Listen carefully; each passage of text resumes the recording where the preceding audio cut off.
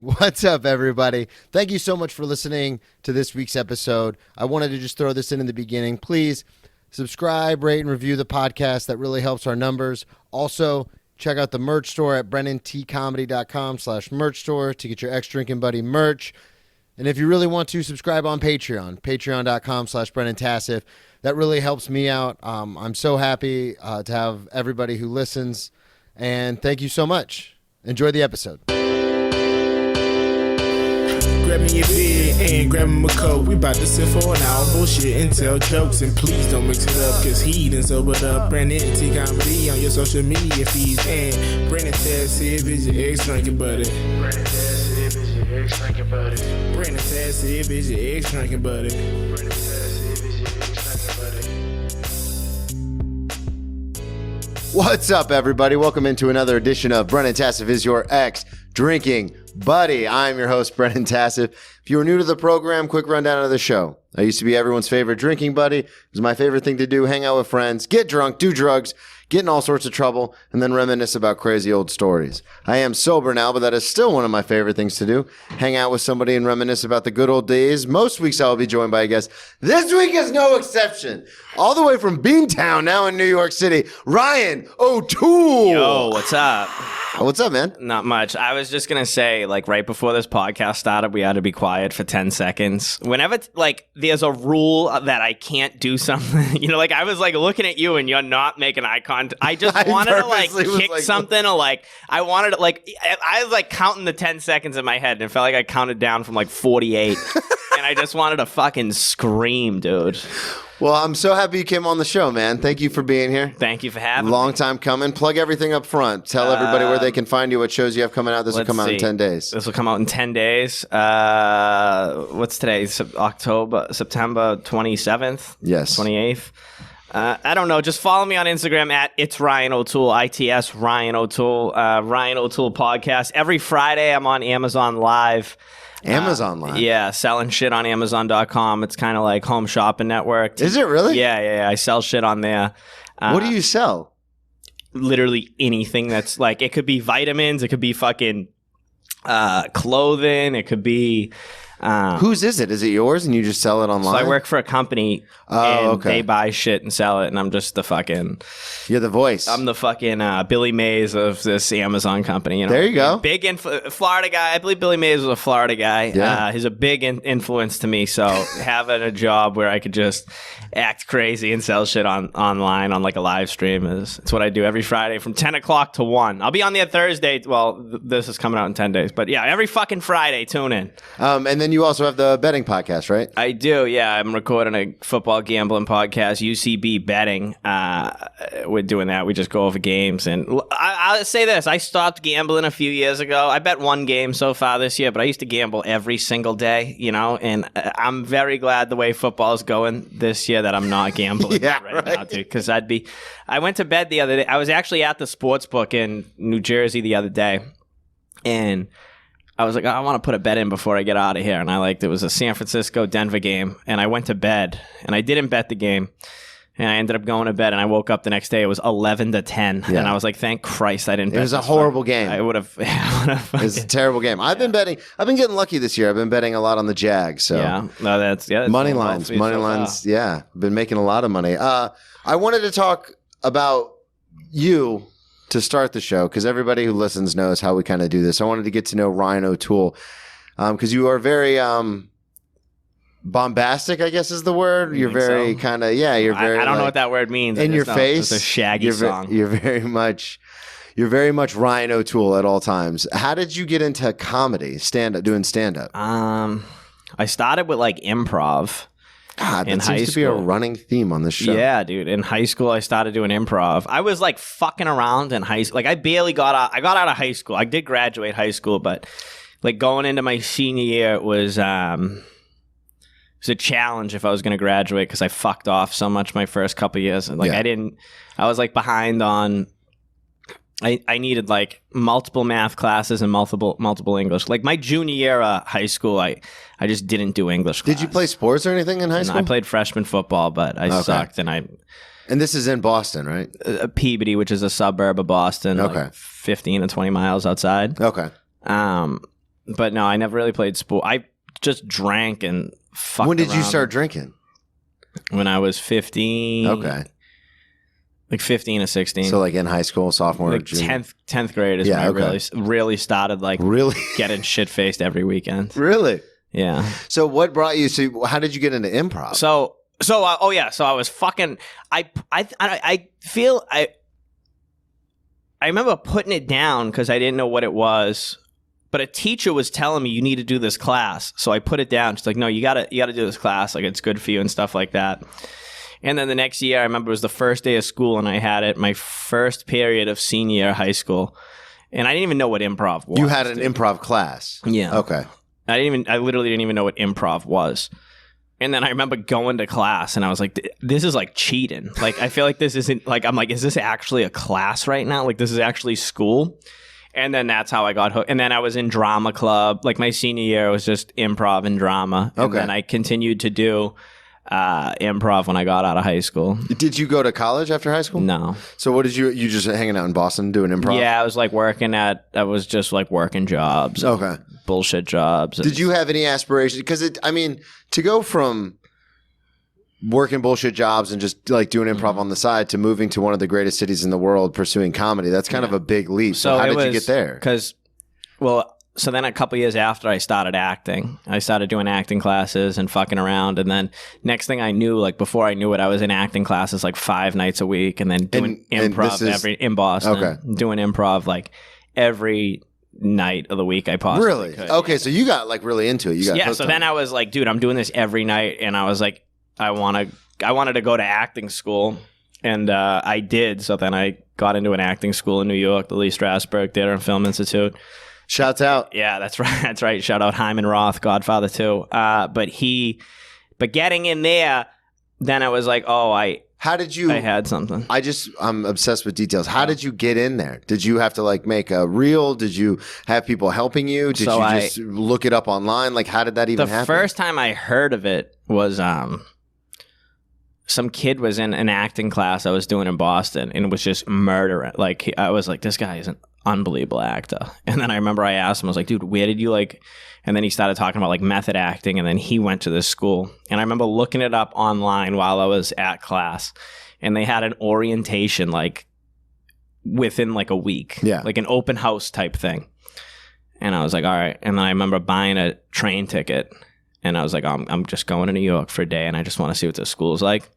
And I did, and I went to the open house, and I was like, I gotta fucking come to this place. Okay, so that's the thing that kind of frustrates me is a lot of people think with what we do with comedy and stuff that we're just kind of winging it, that we have no real aspiration, that we're just kind of bullshitting around. And it's like, no, like this is fucking hard work. And like what you said, like you bought a ticket, you came up, you checked it out, and you're like, I have to do this. So it's not 100%. We're not all just like floating in the ether, like, we like to talk about our dick. Let's not write a lot of them off, though. There are a lot of people that are not doing that. Let's not give a fucking hall pass to a good chunk of people. No, that's 100% true. But it's always fascinating to me because the fact that we're all in New York doing it means we all had bigger aspirations and we're pushing to accomplish those things. Without a doubt. So the fact that because it seems like seemingly on your own, like you didn't have like a parent behind you or somebody being like, you should act, like this is what we're going to do. Like I did have, my mom's very supportive in the sense that like I remember when I told her, because at the time I was bartending, and it was like I was also at a point in my life where I was partying, I was gambling a lot, and I was partying a lot.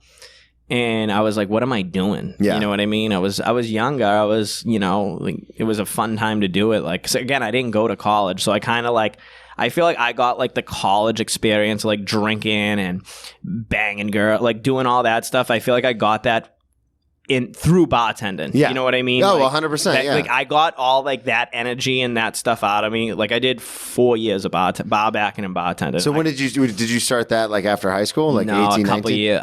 I worked printing the newspaper at the Boston Globe, and I worked like some like odd jobs and shit. But I started in 2015. How old were you then? 22. 22? Okay, and that's when you started bartending? 21. Maybe it was 2014 I started. Okay. No, I started when I was 22. I just turned 22. Okay, and so then you kind of got your college experience hanging out at the bars and doing that. Yeah, like, because then it was like I was social with people, and then it was like all that, you know what I mean? Because I felt, I never wanted to go to college. Okay. If I ever wanted to go to college, I would have just wanted to go to like some... like looking back, I'm like, oh, I wish I could have went to like Emerson or NYU or like some like art school or something like that. But at the time, if you would have asked me, I would have wanted to go to like LSU or a party school. Yeah. And like a big football school and shit. That's what I would have wanted to do. Absolutely. I had no but then I was like, I barely graduated high school, you know? Yeah. So when you you bartended, ended up having a good time, and then you when did you go to the acting school? How old were you when you applied and 25. got in? Okay. So this is just a few 24. years ago. Okay.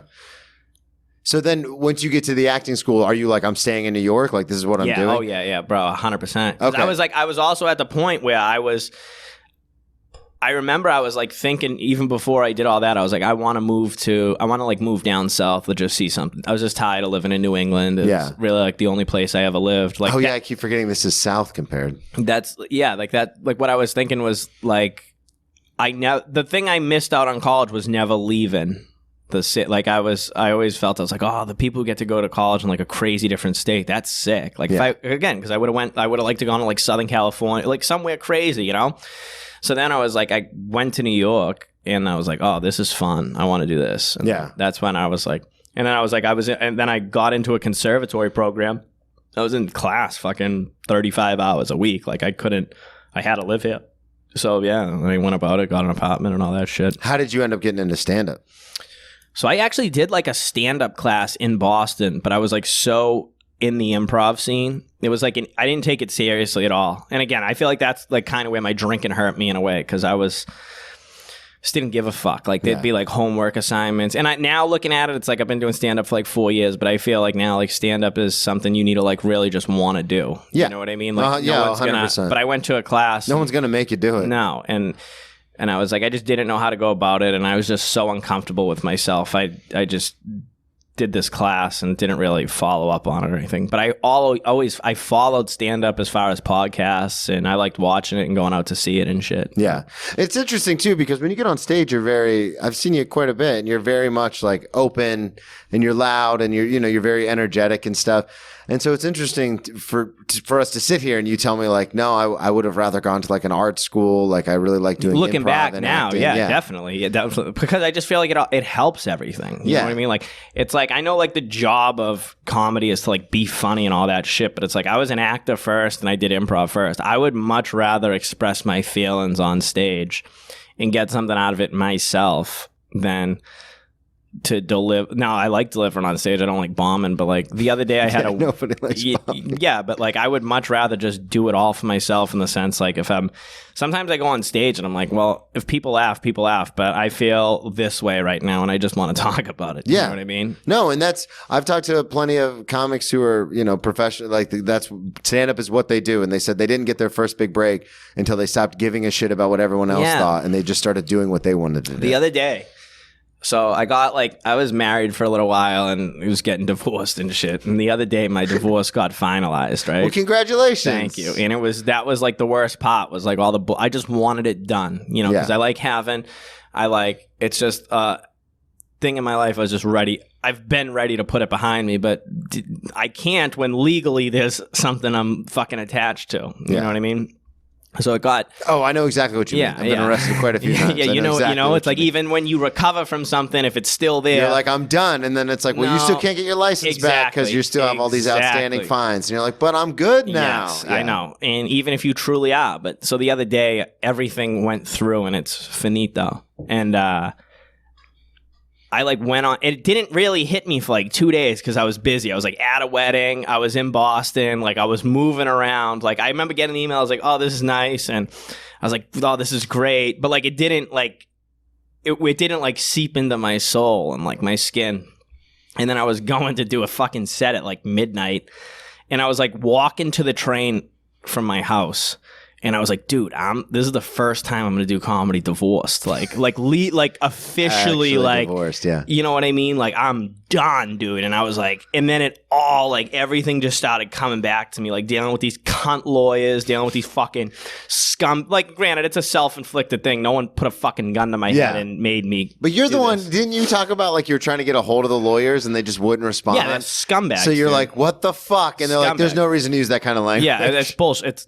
Everyone from the court system down for that shit is a fucking scumbag. And you can only use code. Listen, I get it. Shit's backed up because of COVID. Answer your fucking emails. You know what I mean? Because it's like whenever I have a fucking issue with this stuff, I'm on top of my fucking shit. And I don't give a fuck if the lawyers represented me or not. You know what I mean? Well, COVID or not, you still have your laptop in front of you. Fucking, of course, dude. But they're a bunch of fucking cunts who just worked for my fucking ex-wife, dude. You know what I mean? So Ex-wife. fuck them. God, I know that's it feels good to say, dude. Legal, you know, but it's just like the whole process. It's bullshit because all it takes to get married is $35 and walking into the fucking city clerk's office. Yeah, that's what we did. Of course, dude. Okay. We did that, but it's like to get divorced is like this huge thing. Oh yeah, it's like, dude, just fucking delete the file. You know what I mean? Just like that's all you got to do. Just like no, we're not fucking married anymore. Who gives a fuck? You know? That's the part that was like so frustrating to me. It's like, why does it need to be this huge, long fucking thing? Well, and that's true too because it's like, and it was drawn out by certain. I will say there were outside factors where I think someone in this marriage, not me, wanted this to last longer. You know what I mean? But it was like, it's like, dude, I don't want to be. I should just be able to walk somewhere and say, I don't want to be married right now. Let's end this shit. It shouldn't take that fucking long. Yeah, no, I don't understand why it does that. It definitely shouldn't. So you said you had a set that night. You ended up not doing So well. I went on stage. No, I think I did fine. Okay. I haven't listened to it, but I was getting laughs. But I went on stage and it was like, I just couldn't talk about anything else. Yeah, why? I was how like, could you? And I'm like, I don't even have jokes about being divorced or anything like that. Because I'm like, I've always tried making jokes about being divorced and like being married and stuff.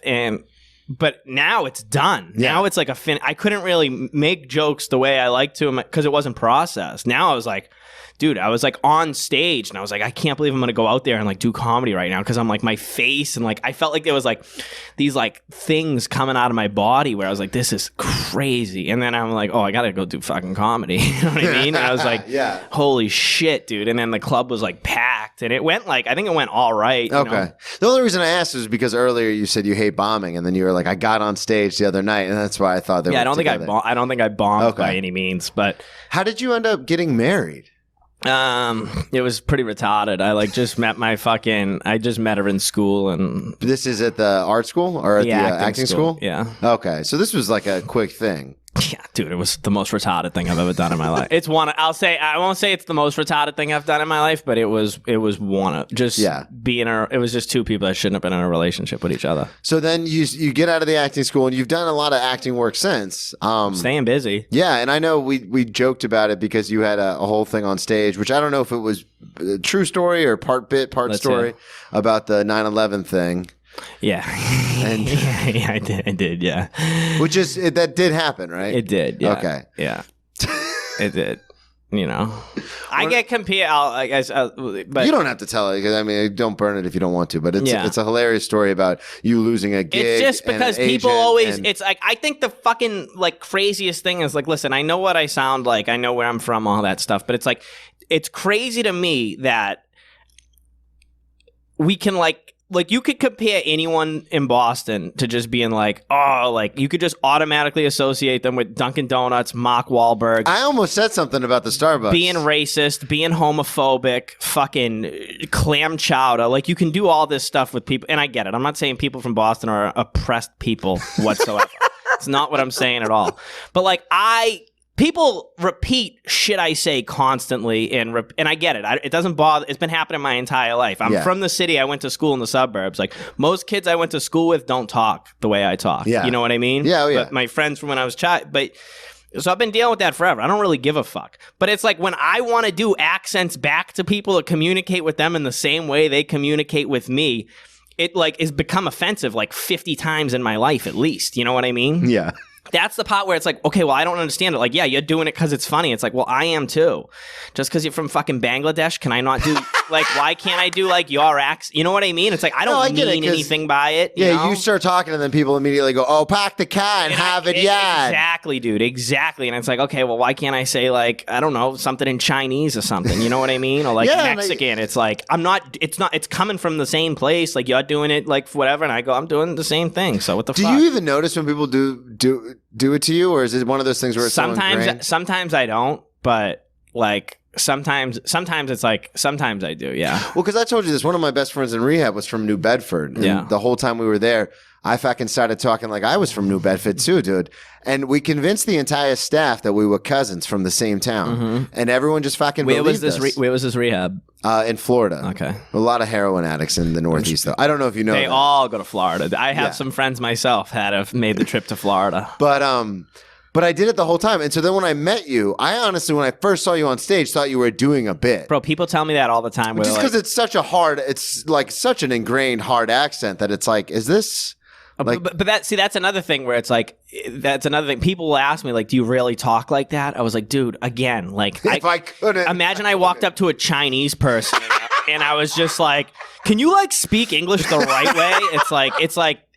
You know what I mean? I'm like, dude, I can't control how I talk. No, how I know, I sound. But the reason I ask is because whenever I get around you, it like clicks back in my head, and I always want to be like, "Fuck yeah, dude!" And then I'm always like, "No, that's not like cool." I do notice people have like changed how they sound when there's been people that I've hung out with that have when they'd hang out with me and my friends back home, they've changed how they've spoken. Yeah.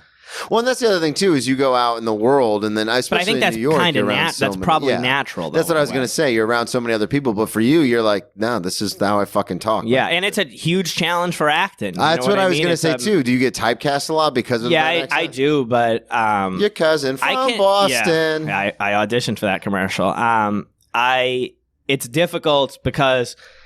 Like I wouldn't mind playing someone from Of course, dude. I would love to. I'd love to play myself in something. You know what I mean? I really would. But I like theater and stage acting and shit like that. You know what I mean? I would love to, and I can work.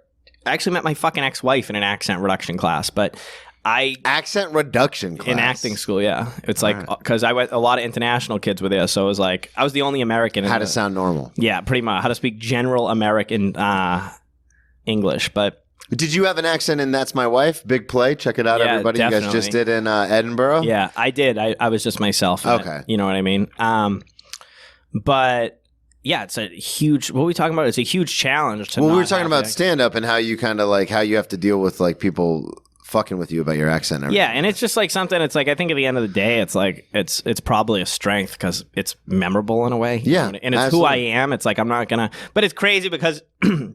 In acting, like I remember going to when I got accepted into school, we had like a meeting where we had to choose our classes and stuff. And one of the ladies. Were you shocked when you got was that a big deal when you got accepted? Huge. I was going to say everything you did to like get to that point. I was having. And to be kind of like 20-something years old floating through life and then all of a sudden now you have a purpose. It's like, that's got to be like. It was the best thing that ever happened in my entire life. Okay. That weekend, it was February of 2018. And I remember taking the Amtrak here. I got free Amtrak tickets through a family friend. And I remember getting on the train and shit. And it was like, I was so excited because I had like this meeting and stuff. And I was fucking around with this girl at the time. And she was like on heroin. Yeah. And I didn't know it. That checks out. Yeah, that checks out. I didn't know it. You know what I mean? And how did you not know? Because I'm telling you, just thought she was really chill. No, I know it sounds retarded, but like she's like the most. Like sometimes she'll even just take a nap while we're hanging out, dude. And, so chill. But it was like I was in my head so much. She wasn't like a full blown like junkie at the time. But, yeah.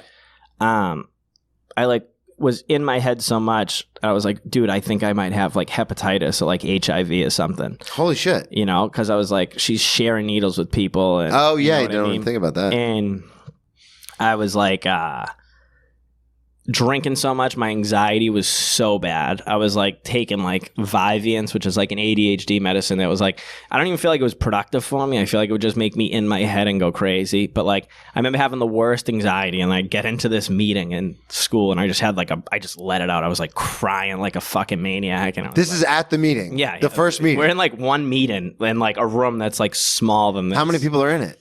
One. Oh, it's just you and the other person? The lady who determines if we get into school. And I remember crying my fucking, like, could not control myself. She's like, no, we're going to let you into school. Like, cause I had like letters, and they knew I was in acting class 5 days a week. You know what I mean? So like they knew I was serious about it and stuff. And, what did the breakdown come from? Were you just like, I really want to do paranoid. this? Or I felt like my life wasn't, I felt like if I stayed in Boston, it was like, it wasn't going anywhere. Yeah. And I felt like this was a really good opportunity for me to like, I didn't want to just move to another state and bartend. Like, I wanted to go somewhere. Trust me, dude. I say it all the time. Yeah. Well, because I wait tables, and people are always like, if you just waited tables in New York at the Swanky Steakhouse I'm at, they're like, you can make like way over 6 figures. Dude, And I'm like, yeah. I didn't move to New York to do that. Bro, dude, I see it sometimes. One of my very good friends where she bartends, and it's like, financially murders it. You know what I mean? I was like, fuck. And I kind of miss it at times. I'm like, fuck, I wish I could just go in there like on like one Saturday a month. You know what I mean? Well, that's the thing too, is like I only work 3, like now that we're back in season, I have to work 4 to 5 days a week. But I like out of season, I only work 3 days a week. And I never have to like worry about rent or anything like that, which is great because I mean, a lot of friends, especially in comedy, that like are working a minimum wage job, like 50 hours a week, and they still don't know how they're going to make rent. Yeah. I'm like, Dad, that's fucking terrible. It's the way. They're like, but I got nights off, and it's like, I'd rather work the 3 nights that I work. Without a doubt, Yeah. But so I was just at this point where I was like, everything was unfulfilling to me. You know what I mean? Except my acting classes and stuff. So I was like, if I move somewhere, I want to be fully ingrained into like. And I wanted to like have the social aspect of being in school and shit, because I hadn't had that since high school, so. So you break down, start crying, and then she's like, we're going to let you in. Yeah. I think I was going to get in anyways, but it was just like everything kind of hit me at once. Yeah. And then that weekend, it was the Patriots played the Eagles in the Super Bowl. Oh, yeah. And I was gambling a lot. And I remember I was going to bet $1,000 on the game. And I only bet $500. But thank God. I know. And I remember that day, I really like the Patriots. I want to bet it a lot. But I was also like, I told myself, because I already had the betted, I told myself I remember the exact bet actually, because we played the Jaguars in the AFC Championship game. And I remember telling my buddy, because he was in Vegas at the time, I go, just bet the Patriots before the AFC Championship game to win the Super Bowl. And 500 on that. And I gave him $500. Yeah. Well, whatever the fuck. Yeah, I think it was $500. And I remember I was like, oh, I'm just going to call my bookie up and just double that bet or whatever. And my buddy's like, do you really want to do that? And I was like, no. I told myself when I got into acting school, I was done gambling. Okay. When did you get into gambling? Bro, when I was like 8 years old. Really? Yeah. Was it just like very young? Was it like a fun thing with friends, or did you actually have like a bookie and stuff by high school? And well, yeah, I always had ways to gamble online, or like people that would take my action. But I grew up kind of at Suffolk Downs, which is a racetrack in East Boston. Okay. I would go there a lot. I'd go with my uncle, and I love horse racing. I love the sport of horse racing, but part of the sport is the gambling. Yeah, that's the whole thing. So that's how I like really got into gambling, and then pitching. Do you know how to play quarters? Like when you don't really see it anymore, but kids would just like pitch quarters against the wall. Yeah. Playing cards, like all that stuff. Are you a big poker guy? No. Okay. I've played in games before, but it doesn't really do much for me. Well, the reason I asked is because when I was incarcerated, poker was like the big thing. This is when Texas Hold'em was real big. So would you play for food and stuff? Yeah. So you one pack of ramen. This is a bit I do, but one pack of ramen was where you take Uno cards and you like just chop them up, and then one pack of ramen would get you 20 chips, which were the chopped up Uno cards. Mm-hmm. So that's why I always say, like in New York, when people say ramen is so delicious, I'm like, we have two different ideas of ramen. Totally. Like if I use it as a currency. Totally. But yeah, so you would just get chips and then you would stack them up, and then at the end of the game, however many chips you had, you could turn that back in for the like the different foods and stuff. Yeah. But that was like real big, and I was never into sports gambling because as someone who played sports my whole life, I was like, it's too unpredictable. Like anything can happen on any given day. It is. And then it was when gambling became legal in a lot more states, like all these podcasts started having like gambling, like you do the gambling podcast and all these different, like I listened to a lot of Bill Simmons and like he started having gambling people on, and I was like, oh, some of these lines like don't make any sense. Yeah. Like this Christian Kirk thing where like his over is like 65 yards. I'm like, he's gonna go over that. Sure. And then you can mix that with other bets. And then I got like this past year, because FanDuel makes it so easy, I just got like kind of like really into it, almost addicted. Yeah. But now I've been betting like crazy. But it's fun because I only put $100 in the account, and that's all I put in. And then I ended up winning, like, after last weekend, I have, like, it was $800 in the account. Well, that's the thing with gambling. Like, I was never addicted to gambling, and I never gambled with money I didn't have. I never will. Because I was, like, when I got into horse racing, like, my uncle's not really a gambler. You know what I mean? He likes racing. He likes putting down the occasional bet, but he's not like other people I know who gamble every single. I mean, I've seen people ruin their lives. Yeah, I've seen it not only with drugs and alcohol, but also with gambling. Because you bet money they don't have, thinking it's a sure thing. And I've seen people with things lose things, and you know, I've seen that, but I've never. Like it's not like the other night when I was saying I was at the sports book and I wanted to bet that San Francisco game. I was like, I just don't want to. Yeah. You know, I didn't think about it until Monday morning when I woke up and looked at the score of the game. You're like, and thank God, good thing I didn't. You know, and if I bet it, I was only going to be $40. You know, but gambling's like a drug in its own. That's like because of like. Well, they have their own meetings and everything. Oh, totally. I would love to go to one of those meetings, but like it's like. What it creates when you're around it, I feel like I don't like cocaine. I've never done cocaine. I don't like being around it, and I don't like people that do it. I hate it. I think it's a disgusting drug, and I'm not a fan. I don't like because I don't like the way people behave while they're on it. Oh, I completely agree. Everyone acts like shady and creepy when they're on it. You gotta start a business, man. Dude, and it's like I hate it. And I feel like it comes from like such a nasty like a dark place, yeah. Gambling is something I don't think it's similar to like cocaine, but it's like when there's money on games, and I mean people act completely different. It's weird that you say that. I mean, not weird, but it's very obvious, but it doesn't seem so obvious. But when money's involved, or like people get into this weird dark like fucking what the fuck kind of thing, and it's very similar to cocaine in that like energy where it's like, dude, relax. Yeah, and it's like not everyone's like that, but I'm just saying it changed. And listen, I'm pro. I think it should be legal. I'm not saying I'll never gamble again. I mean, but like there's nothing more fun than when like you're with all your buddies and you all have money on the same team. Yeah. Like that's a great, like it's just sports bring people together. And if you mix that with money, it's a different thing. Like I used to gamble on the Patriots a lot, and it changed it for me when I was gambling on the Patriots as a fan. Yeah. You know what I mean? Like the year the Patriots won the Super Bowl in 2017. Which one? the one where they came back and beat the Falcons. Yeah. Brady was suspended for like the first 4 games of the year. Played 16 games that year, 15 games that year. They went 15-1 in the games he played and covered the spread in every single game except one where they lost to Seattle. I gambled on every single game, right?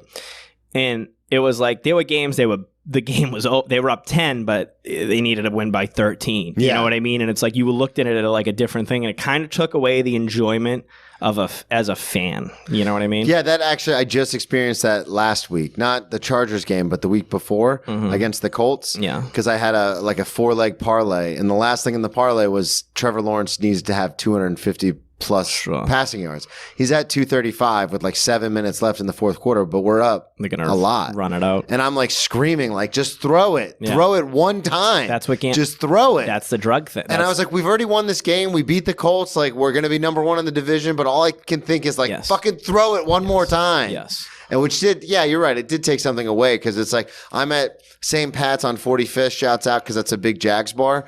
And we're all there. We're all having a great time. And I'm like screaming at the TV. And everyone's like, dude, like we won. Like, this is great. And I was like, fucking throw it. Yeah. And everyone's like, calm down, man. Yeah. It's a drug. Like gambling's a drug in its own. Yeah. You know what I mean? It's that same kind of high. Not the same, but it's very similar to the high you get when you win like a big bet. Is like going on stage and crushing. The best and you're like, fucking when you smash a bet. I was jealous the other day at the sports book. I was with someone who won a couple bucks, and it was right after all the 1:00 games ended, and like you see like only a few people going up to the windows. Like they're literally. I watched a guy watch the clock run off on a game. Waited like 30 seconds and walked up to the window. I'm like, that guy, that's the best feeling in the world right there. You know, you just watched the clock run down and you're like, fuck yeah. It's mine now. Yeah, I was like, that's a good one. I wanted to talk to you. You said you started you started gambling around 8 and then started drinking at 15. Yeah. This sounds like the beginning of a Ben Affleck movie. When did you just started drinking in high school? You said like sophomore year is when you kind of got out of control, like every weekend? Yeah, it was like I started partying a lot. Peabody High School, class of 2012, life of the party right here, this guy. That's where you got voted? In the yearbook, it's official. Life of the party. Yeah, but so what? I love bragging about high school stuff because I don't have anything to brag about, you know what I mean? Yeah, you just did Edinburgh. I was a booze bat. Listen, yeah, that's great. You know what I mean? I'm gonna bring it up even when I win an Academy Award. I want to thank the Academy, but I was the class of 2012 Peabody High School life, a.k.a. I was drunk most weekends. Tori Cole literally in the middle of her episode goes, I think I peaked in high school. I don't think I peaked in high school. I'm just very proud of my behavior. Tomato. Yeah. So what kind of, did you come from a drinking family or did you guys not really party that much? Dude, to be honest, I've only seen my mom drunk like 3 or 4 times in my life. Really? Yeah. Okay. So how did you get into it? Dude, I was just hanging out one night and my buddy and his uncle, R.I.P. dude, my boy Matt, just grabbed a bag of 40 ounces. And I remember he's like, oh yeah, they would drink 40s and we were like watching a movie. And like, yeah, if you don't want one, don't worry about it. But if you want one, there's one in there for you. I was like, yeah, fuck it. And I put my hand in the bag. It's probably like 5 40 ounces. And I grabbed it as a Colt 45, 40 ounce. I was like, yeah, fuck it, whatever. And I remember taking the first sip. I took like a real small sip because I was very paranoid about drinking. And not that I felt guilty, but I was like, I don't know. I didn't know what to expect. Yeah. I wasn't getting high. I didn't do nothing until that point. And then I was like halfway done with this 40. And I was like, I remember I stood up in this recliner and I like went to the side. I didn't feel drunk when I was sitting down. And then when I stood up, I was like, whoa. I was like, my balance was off and stuff like that. And then I just got, from that weekend on, just got fucking shit-faced. Like every weekend. Yeah. I remember the next day, I was so hungover. It was the first time I like drank. I was so hungover, and the Patriots were on, and I remember just throwing up during the Patriots game. Really? Yeah. I used to do that all the time where, like, I'd have a family event on a Sunday, but I'd still go out and get fucking housed on a Saturday. Dude. And then I'd be at the event and, like, having to, like, excuse myself to go to the bathroom and vomit, and everyone's like, what's wrong with you? And I'm like, I just don't feel well. I remember my buddy, he opened, it was like a bottle of chocolate milk, and I remember smelling it, and I remember immediately running to the bathroom in his house and just throwing up everywhere. In the toilet, and I was clean, but... So this is in high school, and you said you had a fake ID in high school. I did have a fake ID. How did you get that? So, this kid gave me a fake ID. Shout out my boy K-Bone. Dude, he gave me... What up, K-Bone? Yeah, he's out there somewhere, but he gave me a fake ID, and he gave it to me to like buy blunts and stuff with. Okay. Like, he didn't, because it was an expired Massachusetts ID, and I would buy I'd buy scratch tickets with it. I would do whatever. And then one night I remember there was a Mayweather fight on. It was you remember when Mayweather fought Victor Ortiz? I don't know if you remember that. Victor Ortiz, anyways, this guy put his gloves down and he went to hug Mayweather because there was an accidental thing and Mayweather just two-pieced him and knocked him the fuck out. But really? Yeah, it was the kid shouldn't have put his gloves down, but it was that night and we were at the liquor store and I remember we were all going to watch the fight at one of my buddy's houses and we couldn't get beers. I was like, well, I'll just try this. I was like, I have an ID. I was like, how old were you in the ID? How old was the ID? Like 23. 24. Okay. So it's not, because sometimes I know but it was expired. It was expired, and the kid did have red hair. But he also was like a skinny looking Irish kid. You know what I mean? So it's like we kind of looked like it in a way. You know what I mean? But I was like, fuck it. I was like, why not? And I remember I was in my buddy's car. He's like, I'm like, well, what should I try getting? Like, is it going to be crazy if I get too much? And I remember my buddy, he's like, it doesn't really matter. He's like, if you go in there and grab 6 beers or if you go in and grab 100, he's like, it's either going to work or it's not. Yeah. So I was like, yeah, fuck it. And I remember I got like 230 racks, fucking bottle of Hennessy. Like it was like a fucking $130. Jesus. Maybe not 100, probably like $80. That's still a lot. Yeah, totally. For a bunch of 17-year-olds. You know what I mean? And I remember they were like parked behind this liquor store. I went into this liquor store like a year ago, and the same guy was still working in it. Really? Yeah, the same dude, which I kind of think he knew back then that I wasn't old enough, but like he didn't really give a shit. You know what I mean? And I remember like I could barely carry this out. I remember there was a big case of beer, and then there were like bottles and shit on top. And so you got it? I did, yeah, and it worked. Okay. And I remember being, dude, I was so nervous in the store. I never like, yeah, like what? Like you just walked up and were dude, like, so I went into this liquor store, right, and I go in, and there was like the whole beer cooler pot in the back. Yeah. But I never been in a liquor store like that. Like I never walked into a walk-in beer cooler. So he's like, I was like, where's the beer? Like, where are the 30? I was like, where are the 30 racks? Because it was all just like 6-packs and like tall boys and 40 ounces. Like, where's the beer? So I like, he's like, go back there and the door's on the left. And I like had no idea what he meant. And I like walked back, but I walked back like too far, and it was like storage and shit. There was like dollies and like deliveries of like warm beer and stuff. And he's like, no, backwards. I was like, yeah. He's like, now turn left. And then I just saw the big metal door. Yeah, the walk-in door. And then I opened it, and I was like, oh, fuck. And then I was like, this guy definitely knows. Like, I've never been in a liquor store. Like, he knows. You know what I mean? And I was like, I remember going in there, and I was like, I'm just going to grab whatever the fuck I can in here. And I grabbed, like, I filled my shit up.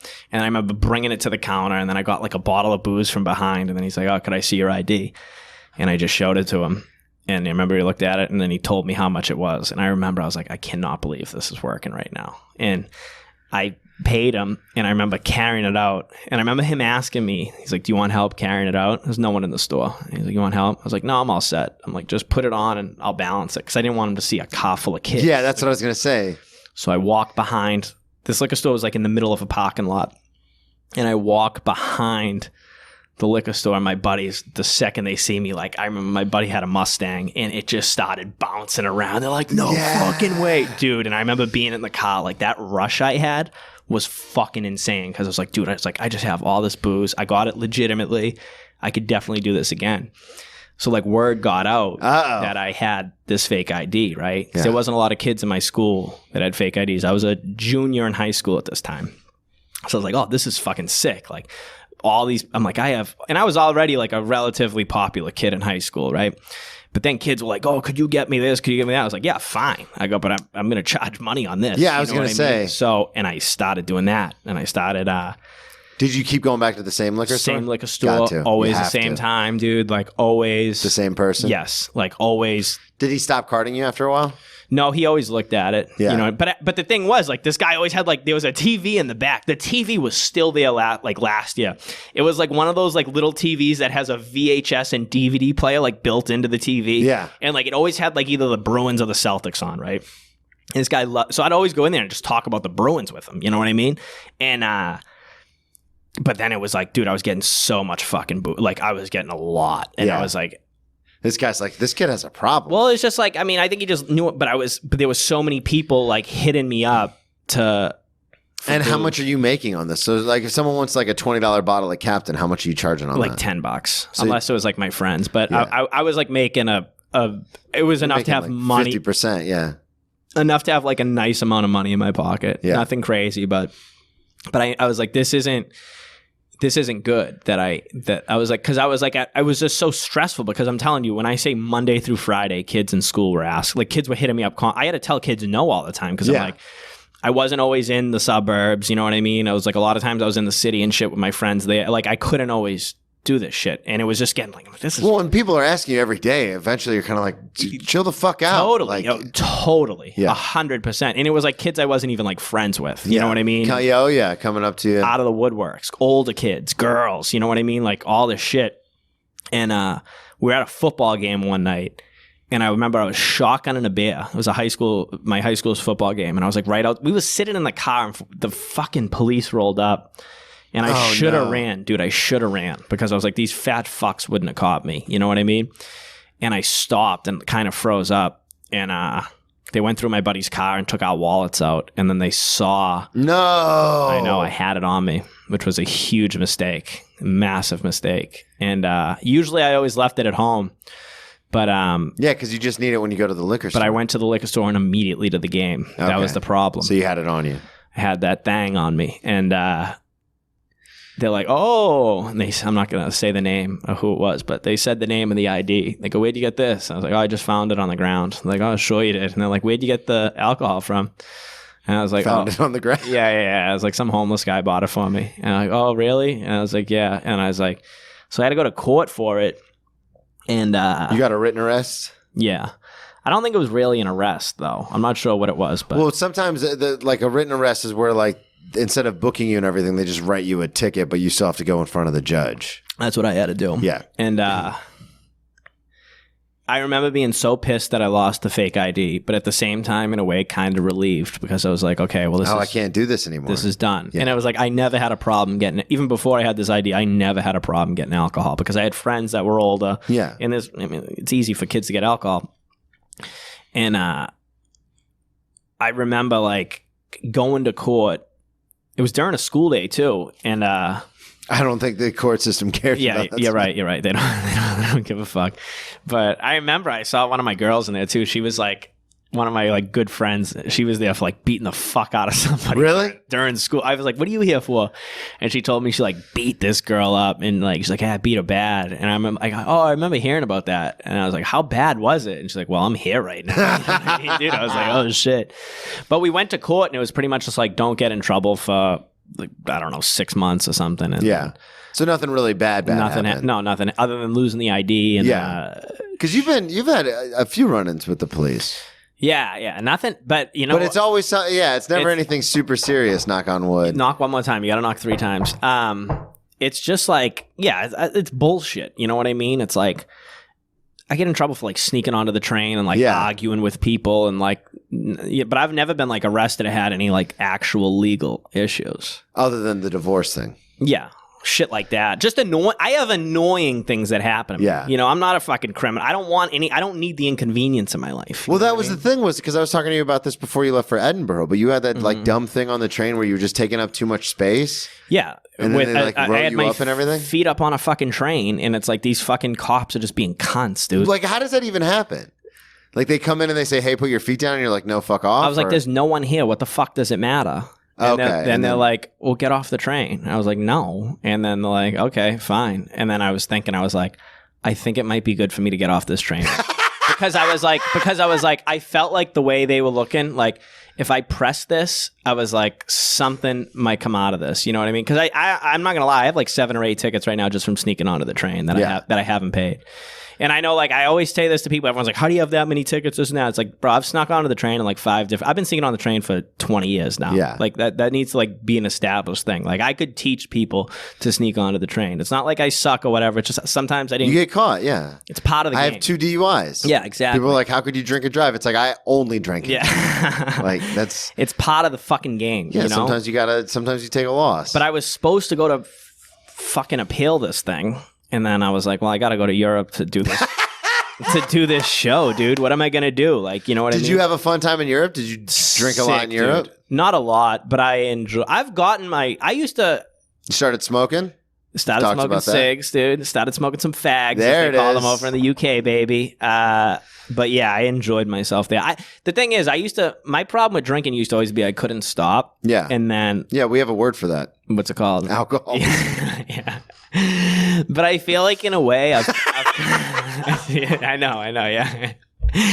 You said what's it called with such genuine curiosity. I wanted to know, dude. You're like, wait, what? Because all you fucking alcoholics have terms and shit for everything. Yeah, we do. But anyways, what happened was I fucking, I do feel like the older I've gotten, I've been able to control it. Calm it down, yeah. You know what I mean? I have. Boy, I was 17, 18. Dude, if I was 24, 25, I couldn't stop it. But, so yeah, it was more like I really got to. Plus, I'm at an age now where it's like I enjoy drinking good booze. You know what I mean? Like versus hey, let's just drink. Let's to get fucked up off whatever I can. Let's drink 15 fucking Bud Lights, and you know what I mean. But I wanted to like drink good beer over there and good whiskey because I'm like when in Rome, you know, when in Scotland. So it was nice to do stuff like that. But I don't think I got. drunk like one time in Europe. Okay. And it was in London, and it was the last night I was in Europe because I couldn't get drunk. Was this when you went to the soccer game? I was at the soccer match, Okay. and I was like with my buddies. It was the last night we were in Europe. Yeah, because you guys got great seats for that. Amazing. Shout out my boy Andrew. He really I owe him one. So, but he got amazing seats for the West Ham match. And you got sloshed. Like it just started adding up at the end of the night. You know what I mean? We were drinking during the game and like hanging out. And then we went back. We were in London. And I remember we were smoking a joint outside. And I was like, I just couldn't believe it was over. I was like, because you were there for like 30 days. Yeah. Yeah, 31 nights, I think, or something like that. God, and then it was just done. And it was work it was acting and comedy every day. And this was, in the one day we had a couple days off in London, but it was like the one day where I feel like I really got to just enjoy the last like 2 days in London, actually. It was really just like, we had nothing to do. And then the last night we went to the football match and shit. And, but it was, that's when I was like, wow, I'm going to be back in New York. It was great. Doing podcasts. Yeah. Fucking. What,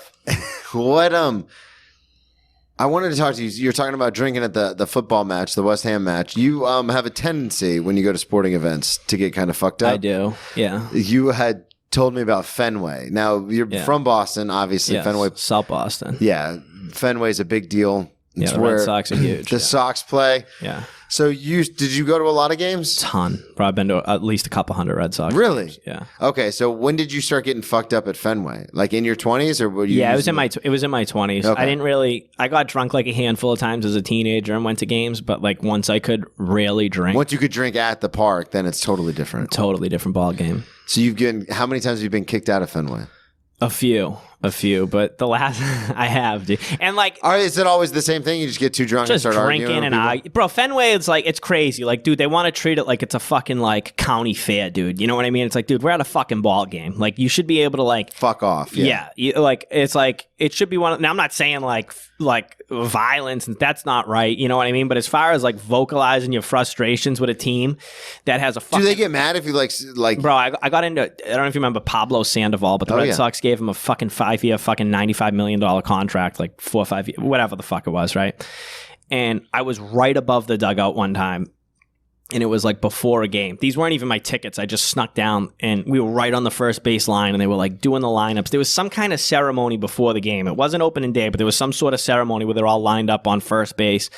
And Sandoval's just like, this is a guy, he's on Instagram during the games. He's fucking morbidly obese, just not giving a fuck, not running out ground balls, openly not caring and like not saying it. And I'm just like letting him fucking have it. And he walks up and he starts screaming at me in Spanish. Oh, really? He starts screaming at me in Spanish, but I can't understand it, right? And it's like getting tight, right? I'm like, fucking $95 million is not. I'm like, these ushers come down at Fenway. We're right above the dugout.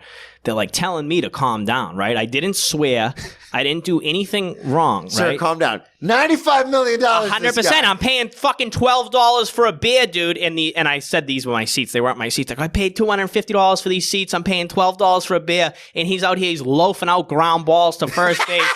He has some of the worst fielding percentage in baseball. Fenway Park, but it's like justified though. Yeah. It's justified. It's like, dude, if a construction worker, if you're paying somebody to build something and they're doing a bad job, you can vocalize it. But over there, they're like trying to get me to calm. I go, I'm not calming down. I go, I'm not breaking any rules here. I'm like, this guy's a moron. Like, and everyone knew it. By this point, it was like a couple years of him doing this. You know what I mean? And everyone, all the other fans. Is he still standing right there? Yeah, he's screaming at me in Spanish. Like, I had no idea what he was saying. He's screaming at me in Spanish. Like, when I say screaming, and you're wearing like all Boston. Yeah, I'm wearing like my hat, like wife. Like, I was right there. And he's screaming at me. Like, I remember looking at Pablo Sandoval and like you could see his neck. He's like going mental and shit. And like other players are watching it.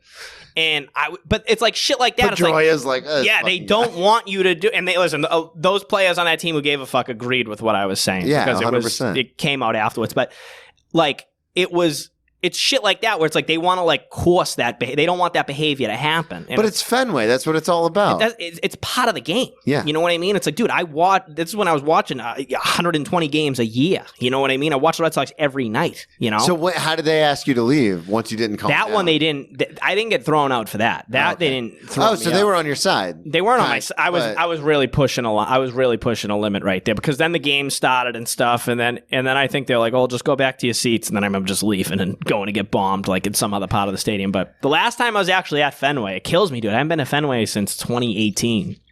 I've been to a bunch of Red Sox games though, but it's all been in like the Bronx, dude. Whenever they come into town, that stadium is pretty cool. Yeah, it is. Not as cool as the old one though. I never went to the old one, dude. The old Yankee Stadium. It hurts me that they knocked it down. It really does. Yeah, because I have a friend that lives literally across the street from Yankee Stadium. Jesus Christ! Be careful going over his house. Well, so the last time I went over to it was I actually recorded. That's my friend Amanda. We recorded a bonus episode, but last time I went to go see her, I was like, I've never been. She's like, let's record at my apartment. And I was like, okay, cool. Where is it? She goes, just get off at Yankee Stadium. It's like around the corner. And I was like, all right. And I was like, I've never been to Yankee Stadium. And you roll up, and the stadium is like, it's beautiful. The way they have it, like you come up from underground, and you see everything. Then as soon as you get off the train, you go, oh yeah, this is the Bronx. The South Bronx. Yeah, this is the best. yeah. That's a rough. I walked over, and her apartment literally is like, not even a block from the station. Yeah. So it's like right there, and it's a pretty nice building. But as soon as I got inside, I was like, are you ever like worried about living up here? It's crazy. when I was looking at places to live, there were apartments coming up in the Bronx, right? Yeah. For what I pay, the same rent I pay in the Upper East Side, right? I have a nice apartment. I'm very lucky. I have a nice apartment. You're by yourself too, aren't you? By myself, fire escape, all that stuff, right? What if I paid that and I moved to the South Bronx, dude? I mean, I'm talking buildings with swimming pools in them. Yeah. I'm like looking at these buildings, but there's no way I would want to walk outside of my house at any time of the day. Well, that was the thing when we first moved here, or when we were going to move here. Everyone, like, we were looking at places, and Savannah and I had no idea, so we're just kind of looking at Street Easy, like all of Manhattan, sure, because we wanted to live in Manhattan, but we just didn't know where.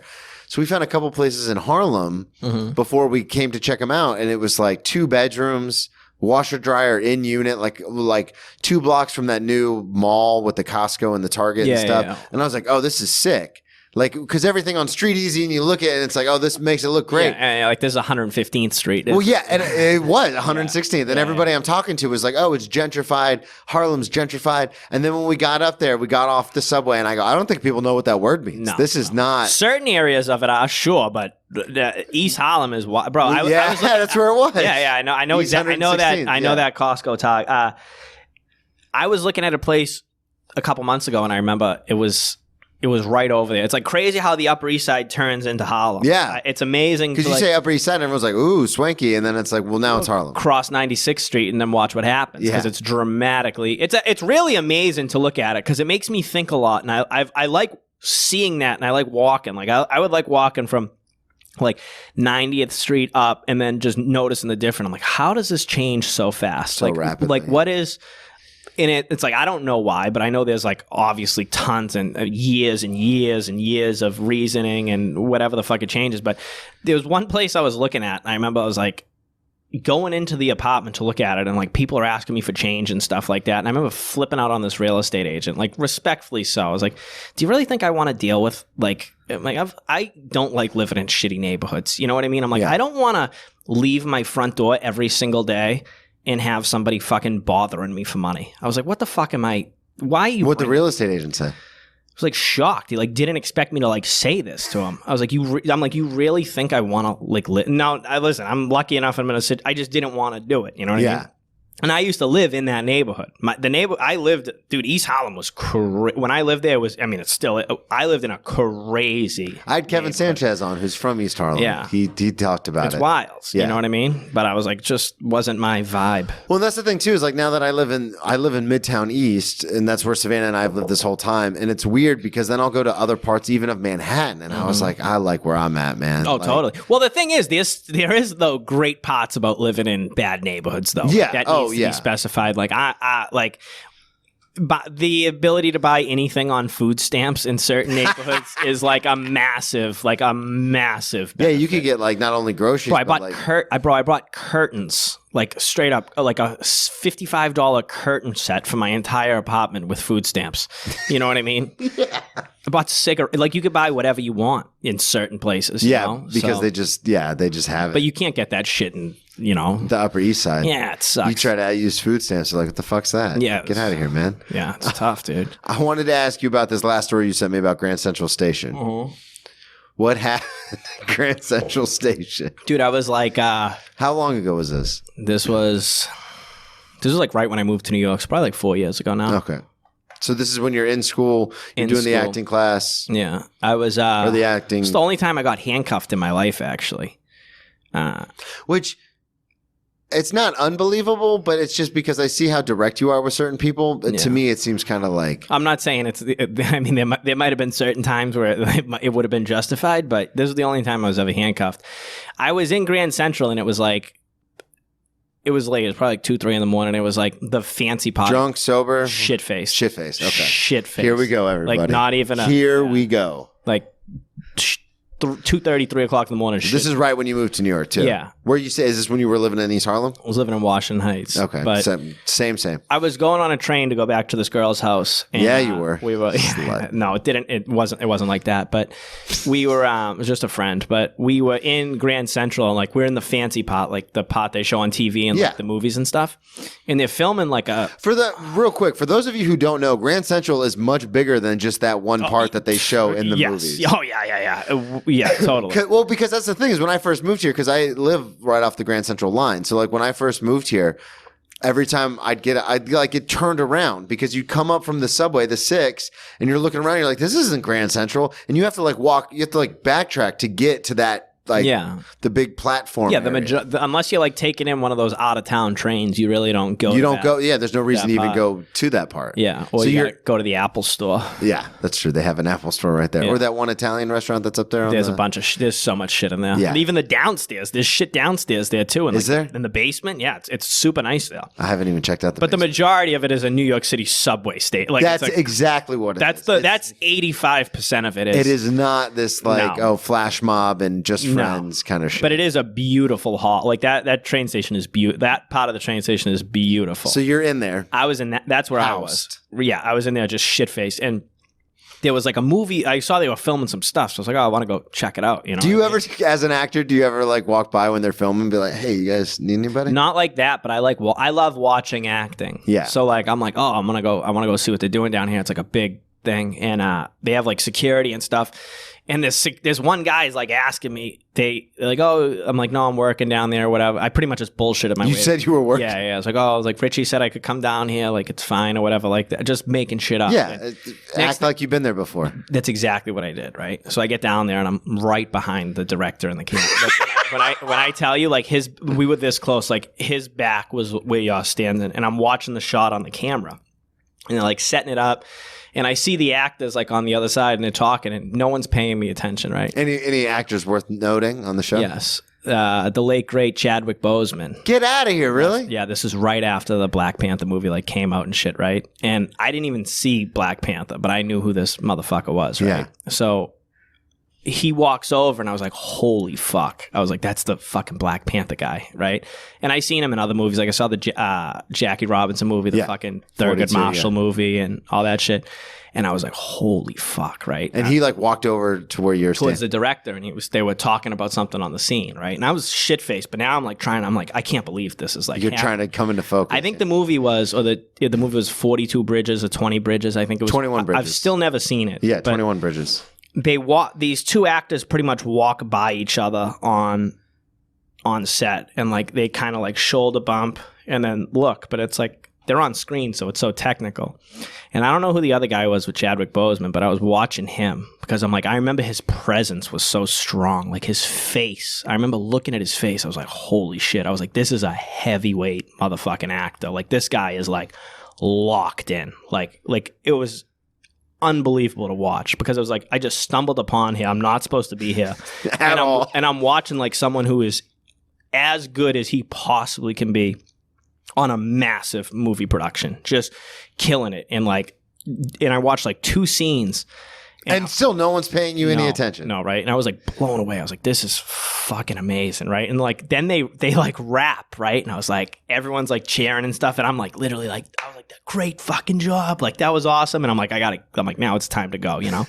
And I'm walking out and all the doors in Grand Central were locked for the train hall. So like where you usually walk out, that's 42nd Street, like all those. Yeah. No, the Lexington. It was I was going to say Lexington. Lexington yeah. Avenue. That whole side, like 42nd, 43rd, and Lexington. It's all locked, right? I was like, I can't get out of here, and I couldn't get in. So are you back? You're back in that main hall area? Yeah, and I can't get out, right? And I'm like drunk and acting retarded. And this security. Is the girl still with you? Yeah, and she's with me, and this security guy comes over. He's like, "Yo, what's up?" I was like, "Nothing. I'm just trying to get out of here." He's like, "Who are you?" Because this guy he knew that I was watching this entire thing, and now I'm trying to leave. I was like, "Oh, nothing. I'm just an actor. I just wanted to watch or whatever." He's like, "You can't be doing that." He's like, "Come here." Right? I was like, "No, I'm all set." You know what I mean? But I couldn't.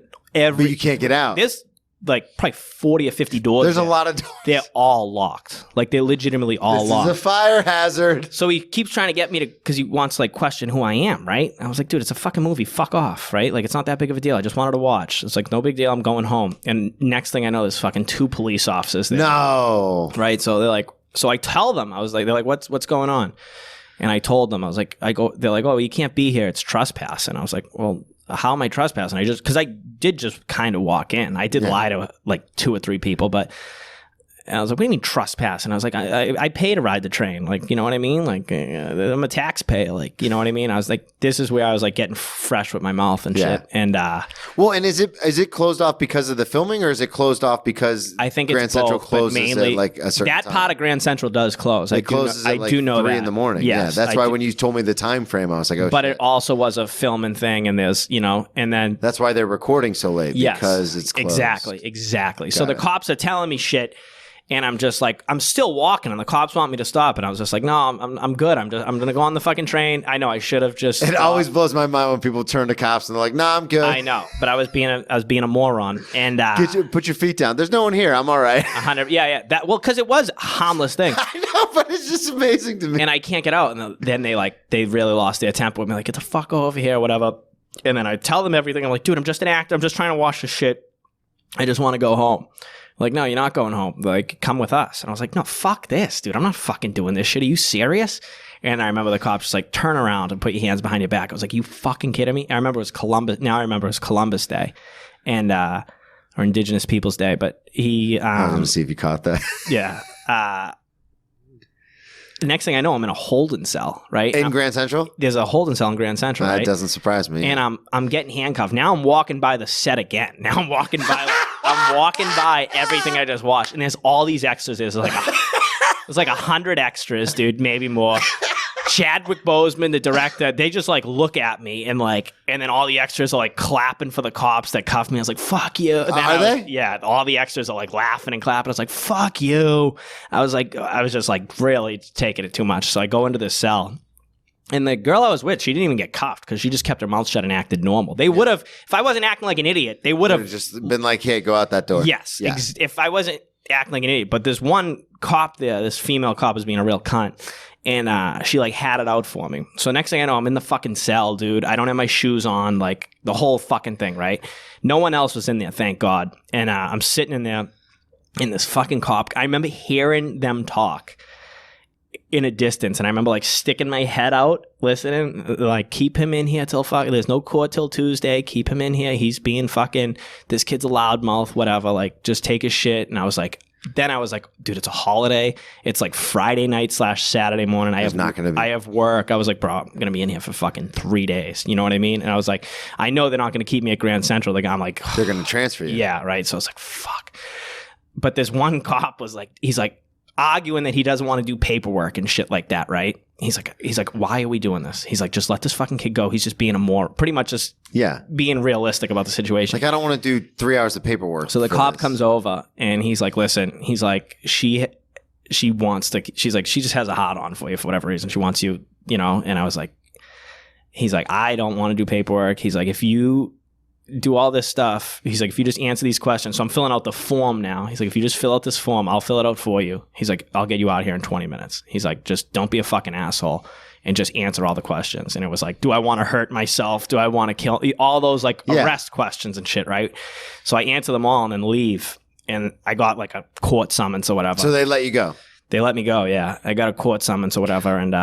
And then I didn't have to go. They told me I didn't have to go to court like damn, a couple months later. I know. But it was so worth, even if I had to watch like a great actor like Chadwick Boseman, to watch him in person work like that, even if I did 4 days in the Tombs or wherever. No one else in the world is ever going to have that opportunity ever again. It was such a unique experience and something I'm so lucky at. Like the whole thing, it was like without a doubt worth it. And I felt like it was a huge win because I was like, I got to see that in person. You know what I mean? Like, and I was in acting school, and I remember going back to class the next Monday and telling my teacher Jeffrey about it. And I was like, this motherfucker. I'm like, you need to see him act. And then everyone already seen like the Black Panther. Yeah. Everyone already knew who he was. Yeah. They're like, yeah, no shit. I know a guy. They're like, we all know him. Yeah, like he's like one of the biggest stars in the game right now. But I was like, no, I was like 7 feet away from him, like this dude. And then, but it was great. Dude, that's awesome. Well, thank you so much for coming on. Thank you fun. for having me. Thanks for the coffee. Of course. Plug everything one more time. It's Ryan O'Toole, ITS Ryan O'Toole on everything, Amazon. Just go on my fucking Instagram. I post everything on there, shows, all that shit. And yeah, thanks for having me. Awesome, man. When's this come out? This will come out 10 days. All right. Go Patriots. Pray for Mac Jones. I hope everyone's healthy. And I don't know what else the fuck. Well, thank you, everybody, for listening at Brennan T. Comedy on all social media, BrennanTComedy.com. Check out the merch store. Get your Ex-Drinking Buddy merch and subscribe on Patreon. We'll talk to you all next week. Yeah. That was fun, dude. That was fun. That was a nice conversation.